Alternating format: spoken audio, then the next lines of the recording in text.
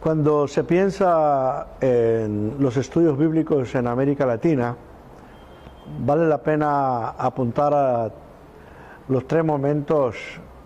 de los que siempre hablamos cuando pensamos en el transcurrir del tiempo: el pasado, el presente y el futuro. Así que voy a tratar de resumir y hablar de los tres momentos a los que me acabo de referir, y a fin de cuentas concentrarme más en lo que tenemos ahora disponible y cómo se perfila el futuro. Cuando pensamos en el pasado de los estudios bíblicos en América Latina, y no quiero obviamente irme a la prehistoria, sino a la época cuando gente de mi generación decidió ir a un seminario a estudiar, no solamente pensando en el pastorado, sino también en los estudios bíblicos de manera más académica, es decir, orientado a la educación teológica, pensando en la investigación y también en el escribir artículos y libros. Cuando hablamos del pasado, estamos hablando de una gran cantidad de material escrito en otros idiomas que nos llegaban a través de las bibliotecas de los seminarios o de amigos que viajaban, o cuando uno viajaba traía libros en inglés, francés y uno que otro en alemán. Pero si recuerdo bien mis años de estudio bíblico en el seminario en Costa Rica, lo que puedo decir es que la mayoría de lo que fueron nuestros textos de estudio, ya sea libros en inglés que medio traducíamos, o si los profesores ya habían dado esos cursos previamente, pues nos podían dar resúmenes de esos materiales. Y así se puede hablar de textos para estudiar hebreo, griego, para el trabajo de la exégesis, etcétera. Obviamente sí hubo, digamos, en la década, fines de los 60, principios de los 70, libros que pudimos usar como introducciones al Antiguo y al Nuevo Testamento, y uno que otro material de historia de Israel y del Nuevo Testamento. Pero la mayoría provenían de escritos cuyos autores los habían hecho varias décadas atrás y que nos llegaban en español ya ha pasado un buen tiempo, cuando en otras partes del mundo los estudios bíblicos se habían avanzado. Doy por ejemplo el caso de los estudios en arqueología. La mayoría de los libros que usamos en arqueología, o que como las historias de Israel, se basaron en descubrimientos arqueológicos, mientras que para la década de los 60, 70 ya los arqueólogos estaban escribiendo nuevas maneras, nuevas teorías, nuevos acercamientos a estas disciplinas. Nosotros apenas descubríamos lo que se había descubierto poquito antes de las guerras mundiales o entre las guerras mundiales. Y así podríamos seguir hablando de tantos materiales que ahora tenemos en español, pero que nos llegaron, digamos, en realidad, aunque también puede ser entre comillas, tarde. La cosa empieza a cambiar después de Vaticano II, cuando ya las mismas editoriales en España y unas que otras en América Latina empezaron a producir materiales traducidos del alemán, del francés, del inglés, que ya nos empezaban a llegar con un lapso de tiempo más cercano al de la etapa cuando fueron escritos. Y pues esa, digamos que para nosotros que estudiamos en primera parte de los 70 y que seguimos ya sea nuestra educación o nos integramos en la enseñanza de la educación teológica, como fue mi caso, pues aplaudimos y nos pusimos contentos, obviamente, con la gran cantidad de materiales que ahora llegaban de Europa y de los Estados Unidos en español. Y así puedo decir que terminé mi licenciatura y empecé a dar clases usando una buena cantidad de esos materiales que todavía son vigentes. Cuando hablamos del presente, obviamente debemos, por un lado, estar muy contentos, darle gracias a Dios por la gran cantidad de materiales que ahora tenemos. Me refiero no solamente a las antiguas introducciones del Antiguo y el Nuevo Testamento, o de historias de Israel o de la iglesia cristiana, sino a toda una serie de materiales que realmente nos sirven de un trasfondo o de un espacio desde el cual acercarnos al mundo de la Biblia, pero de manera mucho más amplia, mucho más rica. Y eso también coincide con lo que a mí me gusta llamarle el requiem para el método histórico crítico. En mi caso, como otros colegas que pertenecen a mi generación, pues nos formamos con profesores que dependieron mucho del método histórico crítico. Algunos para cuestionarlos, algunos medio aceptarlos y otros aceptarlos como el método. Esa fue mi experiencia, y cuando empecé a dar clases, pues lo único que le podía enseñar a mis alumnos era esa metodología. Lo primero que descubrí, y me parece importante señalarlo, es el hecho de que cuando se desea o se intenta aplicar el método histórico crítico, lo que sucede es que el acercamiento de ese material, perteneciendo al primer mundo, a lo que conocemos como Atlántico Norte, concretamente Alemania, el método presupone que quienes lo usan para el estudio de la Biblia tienen en sus manos materiales que literalmente en esa época no se conseguían. Si se conseguían, estaban en idiomas que la mayoría de los estudiantes no podían usar, y el principal problema era el asunto monetario. Otro era el asunto geográfico. Por ejemplo, en la crítica textual te decían que había que comparar tal o cual texto del Nuevo Testamento griego con el papiro tal, el códice tal, que solo están en las grandes bibliotecas de las ciudades tipo Londres, tipo Francia, o en las bibliotecas de las grandes universidades en Estados Unidos o en el mismo Vaticano. Así que era prácticamente una ilusión, un deseo, un anhelo de hacer un buen trabajo exegético basándose en un método, en un acercamiento ajeno a nuestra realidad del tercer mundo de América Latina. Y digamos que así podríamos hablar de una primera historia de estudios exegéticos latinoamericanos, con todas estas falencias, con todas estas carencias, con todos estos tropezones, pero de que se hizo algo, y tenemos una buena cantidad de testimonios de colegas latinoamericanos que, como yo, empezaron a ser sus pininos en esa área y a tratar de encontrar nuevas direcciones para un mejor acercamiento al estudio de la Biblia de manera más científica, más académica. Cuando llegamos a lo que yo llamo el periodo presente, pues ya hemos llegado de alguna manera a una situación de más madurez en todo sentido, pero especialmente cuando hablo de madurez, estoy hablando no tanto del aspecto cronológico, sino de la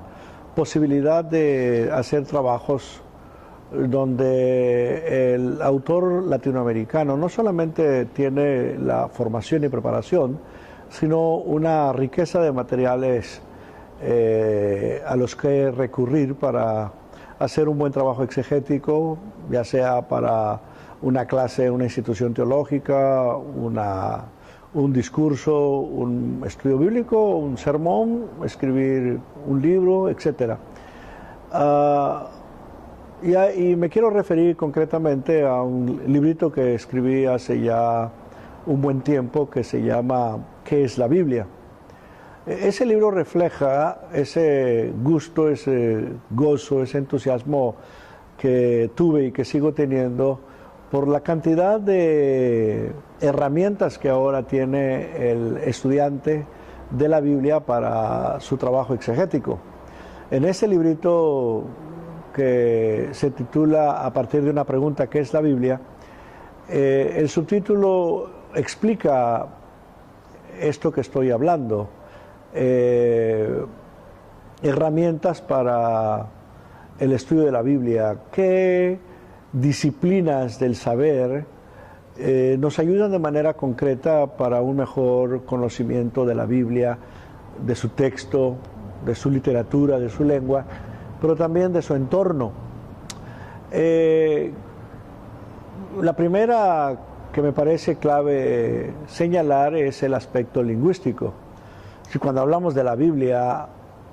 cuando hablamos de la revelación de Dios, cuando hablamos de la palabra de Dios, cuando hablamos del texto bíblico,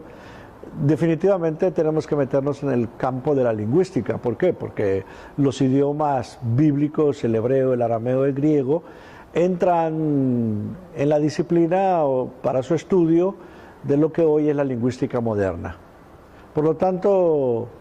el exegeta, el estudiante serio de la Biblia, necesita tener un conocimiento general, amplio, de lo que es la lingüística como ciencia, junto con sus diferentes áreas, pero de manera concreta las características lingüísticas del hebreo, del griego, del arameo y del idioma receptor o del idioma de uso, que en este caso sería el español. Un conocimiento básico de la gramática castellana, de la gramática hebrea, de la gramática griega y las características lingüísticas de estos idiomas ya nos abren una puerta fabulosa para un estudio más serio de la Biblia. A ello habría que agregar todo lo que tiene que ver con diferentes versiones castellanas de la Biblia. Siempre me gusta sugerirle a mis estudiantes, a la gente con la que doy charlas o frente a las que doy charlas y conferencias, que la mejor versión, sobre todo en el mundo evangélico, sigue siendo la Reina Valera 60, que acompañada con otras versiones más modernas como La Dios habla hoy, la traducción en lenguaje actual, la nueva versión internacional, se combinan para ofrecer un texto bastante bueno y aceptable, obviamente sin olvidar el recurrir al hebreo y al griego. En el campo más amplio, fuera de los lindes de las iglesias evangélicas, tenemos una Biblia excelente que pondría a la par con la Reina Valera en cuanto al principio de traducción seguido, que es más formal. Me refiero a la Biblia de Jerusalén, ahora en su tercera edición del 2009, y al nivel o similar a Dios habla hoy, nueva versión internacional, etcétera. Podríamos poner a la Biblia del Peregrino, podríamos poner a el Libro del Pueblo de Dios y otras ediciones que vienen del mundo católico. La siguiente área o siguiente ciencia auxiliar para el estudio bíblico sería el de la literatura.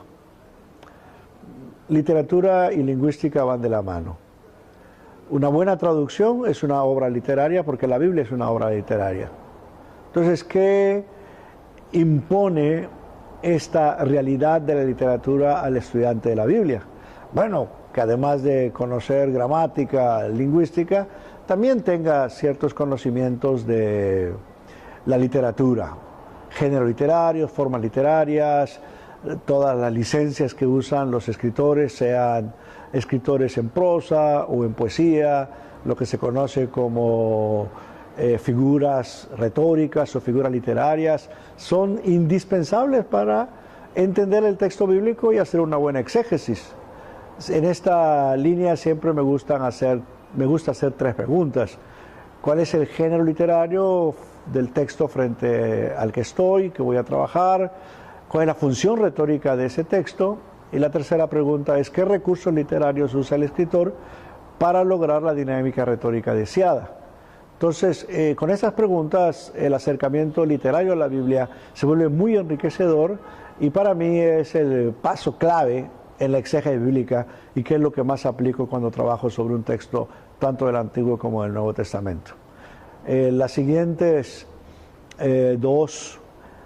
subdisciplinas o áreas que me parecen clave para el día de hoy y que son muy recientes son el acercamiento sociológico y el acercamiento de la antropología cultural. Ambas tienen que ver con el contexto del mundo en el que se desarrolló la historia, en el que se plasmó el escrito bíblico, en el que funcionaron hombres y mujeres que podríamos llamar los protagonistas de los eventos de los que la Biblia habla. En el aspecto sociológico necesitamos considerar que la sociedad moderna, la sociedad occidentalizada en la que vivimos, está muy lejos del tipo de sociedad que se vivió en la época bíblica, especialmente en lo que se llama la cuenca del Mediterráneo. La sociología nos ayuda. Hay hoy por hoy una buena cantidad de libros que nos presentan el mundo social de la época bíblica. Junto con la sociología está la antropología cultural, que también ha dado una nueva visión, ha refrescado más, le ha dado más impulso a nuestros estudios de los textos bíblicos, y también hay una excelente cantidad de materiales en español en esa línea. La arqueología, como apuntaba hace un rato, es también una herramienta excelente, y hoy por hoy, después de la década de los 60 del siglo pasado, se habla ya no de arqueología bíblica, sino de arqueología siro-palestina. Inclusive ya no se habla de arqueología solo, sino de etnoarqueología, porque los énfasis cambiaron de simplemente descubrir viejas ciudades y viejos asentamientos humanos y sus edificios y monumentos. Ahora lo que se interesa, el enfoque no es en el elemento material descubierto, sino en quiénes